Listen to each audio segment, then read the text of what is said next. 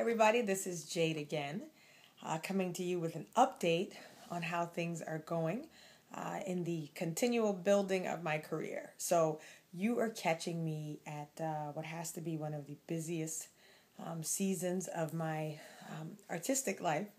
And that's not because I'm playing tons of concerts. It's because a few months ago, I got this epiphany that it was time for me to start my own record label called Superwoman Records. And I also determined that I was going to put out new music by September. And there's a whole backstory to this, and you can learn about it more actually in some materials that are going to be released along with my new recording, which is called Playing with Fire. And that's coming out at the end of this month because we are in September. So I spent a lot of time talking to artists about discovering their artistic identity. And all that means is that we should be thinking personally, spending a lot of time figuring out who we are as artists, what artistic image, what artistic brand, product we want our audience to receive, and how can we be consistent in that. And I want you to understand that discovering your artistic identity is a process that continues. If you're lucky, you'll find different avenues to turn down, and you might surprise yourself where you end up. And that's what I did with this recording. Playing with Fire is an EP, which instead of an LP, which is a full-length album, an EP is kind of a short set. Only 5 tracks. I saw a lot of pop and rap artists releasing EPs and mixtapes. That's where I got the idea.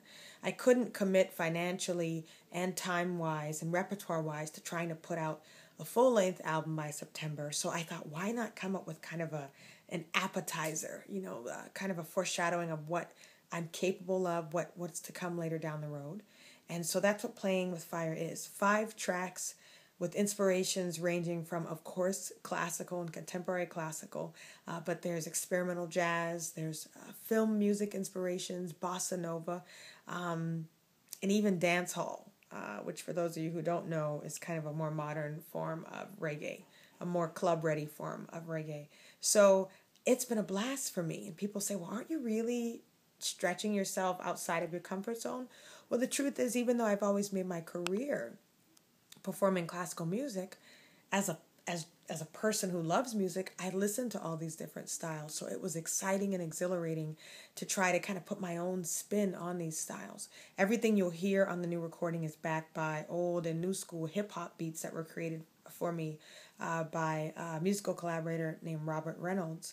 And so this recording has been a journey, and it's been an exciting one. And I said to my husband a few nights ago that as successful as I want this project to be, that I could honestly say that if not one recording sold, I would still pat myself on the back, because this project, putting it out, birthing it, if you will, has been such a journey, a trying one, more difficult than easy in many ways. And so I'm very proud of myself for making it happen, and in large part making it happen on my own. And it's really my way of trying to practice what I preach. I always tell artists to take control of their art.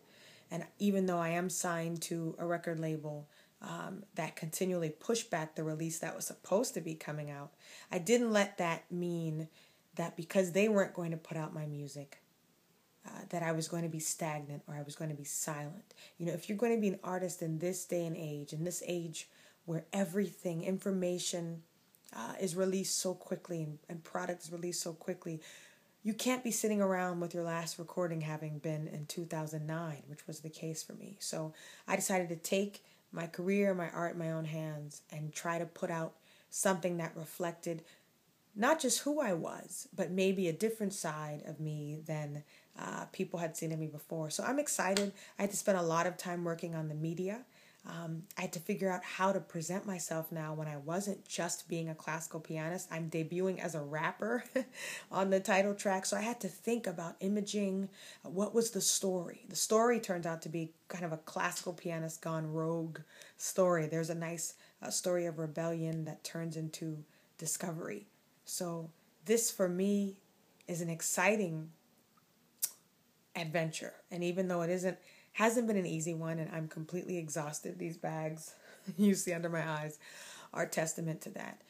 It's probably the most rewarding thing I've ever done musically. So I encourage you as artists to think about what you personally can be doing in the now.